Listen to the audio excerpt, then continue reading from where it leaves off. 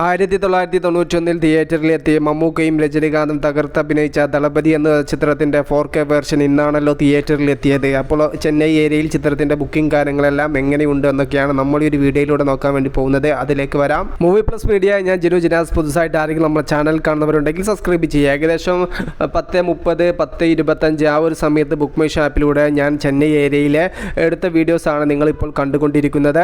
ഇത് കാണുന്ന സമയത്ത് നിങ്ങൾക്ക് കറക്റ്റായിട്ട് വ്യക്തമാവും ഈ ഒരു സിനിമ കാണാൻ ചെന്നൈയിൽ എത്രത്തോളം ആളുകളാണ് കാത്തിരുന്നത് എന്നും എത്രത്തോളം ആളുകളാണ് ഈ ഒരു സിനിമയ്ക്ക് തിയേറ്ററിൽ എത്തിയിരിക്കുന്നത് എന്നും. ഇന്ന് വർക്കിംഗ് ഡേ ആണ്, വ്യാഴാഴ്ചയാണ്. നല്ല രീതിയിലുള്ള യെല്ലോ അലേർട്ട് തന്നെയാണ് ദളപതി എന്ന് പറയുന്നത് എന്ന ചിത്രം ഇന്ന് ചെന്നൈയിൽ പ്രഖ്യാപിച്ചിരിക്കുന്നത്. ഇങ്ങനെയൊക്കെ കണ്ടാലും തൃപ്തി വരാതെ ചില ആളുകൾ ചൊറിഞ്ഞുകൊണ്ടിരിക്കും. ഇത് സെറ്റിംഗ്സ് ആണ്. ചില തിയേറ്ററുകാർ ബുക്കിംഗ് എല്ലാം നടക്കാൻ വേണ്ടിയിട്ട് ഇങ്ങനെ സെറ്റ് ചെയ്ത് വെക്കാറുണ്ട്. അത്തരത്തിൽ സെറ്റ് ചെയ്ത് വെച്ചതാണ് എന്ന്. എന്നാൽ ആ ഒരു തിയേറ്ററിൽ എത്രത്തോളം സീറ്റിംഗ് കാര്യങ്ങളെല്ലാം സോൾഡ് ഔട്ട് ആയി എന്നുള്ളതും കൂടെ നമുക്കൊന്ന് ഓരോന്നും യെല്ലോ അലേർട്ട് പ്രഖ്യാപിച്ച ഷോയും കാര്യങ്ങളെല്ലാം എടുത്ത് നമുക്കൊന്ന് പരിശോധിച്ച് നോക്കാം. 900ഓളം സീറ്റിംഗ് കപ്പാസിറ്റി ഉള്ള വലിയ തിയേറ്ററൊക്കെയാണ്. ഏകദേശം രാവിലെ തന്നെ ബുക്ക് മൈ ഷോ ആപ്പിലൂടെ മാത്രം 95% ടിക്കറ്റ്സും സോൾഡ് ഔട്ട് ആയിരിക്കുന്നത്. 24 അവേഴ്സിൽ ബുക്ക് മൈ ഷോ ആപ്പിലൂടെ മാത്രം 10,000-ന്റെ അടുത്ത് ടിക്കറ്റ്സുകൾ സോൾഡ് ഔട്ട് ആയിട്ടുണ്ട്.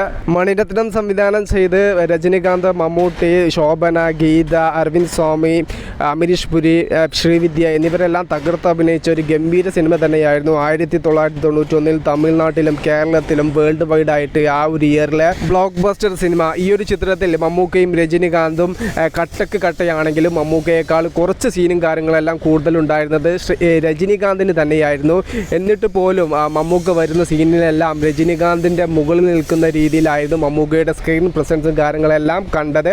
ദേവൻ എന്ന് പറയുന്ന ശക്തനായ പരുക്കനായ ഒരു കഥാപാത്രത്തെയായിരുന്നു മമ്മൂക്ക ഈ ഒരു ചിത്രത്തിൽ ചെയ്തു വെച്ചിട്ടുള്ളത്. പല സീനിലും മമ്മൂക്കയുടെ ചെറിയൊരു നോട്ടം കൊണ്ട് പോലും മമ്മൂക്ക തൻ്റെതായ രീതിയിൽ മികവുറ്റതാക്കി മാറ്റിയ ഒരു ശക്തനായ കഥാപാത്രം. രജനികാന്തിൻ്റെ മൂവീസ് എല്ലാം നമ്മൾ കണ്ടതാണ്. പക്ക മാസ് മസാല എൻ്റർടൈനർ സിനിമകളായിരുന്നു അദ്ദേഹം കൂടുതലായിട്ടും ചൂസ് ചെയ്തിട്ടുണ്ടായിരുന്നത്. എന്നാൽ ഈ ഒരു ചിത്രത്തിൽ അഭിനയത്തിനും ഒരു പ്രാധാന്യമുള്ള സിനിമ തന്നെയായിരുന്നു രജനികാന്ത് ചെയ്തത്. മമ്മൂക്കയും രജനികാന്തിൻ്റെയും തകർപ്പൻ പെർഫോമൻസ് വന്ന സ്ഥിതിക്ക് ഈ ഒരു സിനിമ ഒരു ക്ലാസ് ആൻഡ് മാസ് സിനിമയായി തീരുകയായിരുന്നു. ഇന്നും തമിഴ്നാട്ടിലെ ജനതയോട് ചോദിച്ചാൽ ഈ ഒരു ചിത്രത്തിൽ തകർത്ത് അഭിനയിച്ചത് ആരായിരുന്നു, നിങ്ങൾക്ക് കൂടുതലായിട്ട് ഇഷ്ടപ്പെട്ടത് ആരായിരുന്നു എന്ന് ചോദിച്ചാൽ അവർ പറയും മമ്മൂട്ടി എന്ന്. അത്രയും കട്ട ആരാധകനായ രജനികാന്ത് ഫാൻസ് മാത്രമേ പറയൂ ഈ ഒരു ചിത്രത്തിൽ അഴിഞ്ഞാടിയത് രജനികാന്ത് ആണെന്ന്. മമ്മൂക്കയുടെ സ്ക്രീൻ പ്രസൻസ് കുറയ്ക്കാൻ വേണ്ടിയിട്ടും അതോടൊപ്പം തന്നെ മമ്മൂക്കയെ വിരൂപനായി ചിത്രീകരിക്കാൻ വേണ്ടിയിട്ട് വരെ ഈ ഒരു ചിത്രത്തിൽ മമ്മൂക്കക്ക് ഫേസിൽ ഒരു ഉണ്ണി ഫിറ്റ് ചെയ്ത് കൊടുത്തിട്ടുണ്ട്. എന്നിട്ടും മികച്ച ചുള്ളൻ ലുക്കിൽ തന്നെയാണ് മമ്മൂക്കയെ ഈ ഒരു ചിത്രത്തിൽ കാണാൻ സാധിച്ചിട്ടുള്ളത്. 33-34 വർഷങ്ങൾക്ക് ശേഷം ഈ ഒരു ചിത്രത്തിൻ്റെ 4K വെർഷൻ നമ്മുടെ നാട്ടിലെ തിയേറ്ററിലെല്ലാം എത്തിയിട്ടുണ്ട്. ഏകദേശം ഇന്നലെ ഞാൻ പറഞ്ഞിട്ടുണ്ടായിരുന്നത് 60ഓളം സ്ക്രീനിലാണ് ഈ ഒരു ചിത്രം റിലീസ് ചെയ്തിരിക്കുന്നത് എന്ന്. എന്നാൽ തിയേറ്റർ ലിസ്റ്റ് പുറത്ത് വന്നപ്പോൾ എണ്ണി നോക്കിയ സമയത്ത് ഏകദേശം 70ഓളം സ്ക്രീനിലാണ് ഈ ഒരു ചിത്രം കേരളത്തിൽ മാത്രമായിട്ട് ഇന്ന് പ്രദർശിപ്പിക്കുന്നത്. ഗംഭീര തിയേറ്റർ എക്സ്പീരിയൻസ് നൽകുന്ന സിനിമയാണ്. കാണാത്തവർ പോവുക, കാണുക, സന്തോഷിക്കുക. Okay, by.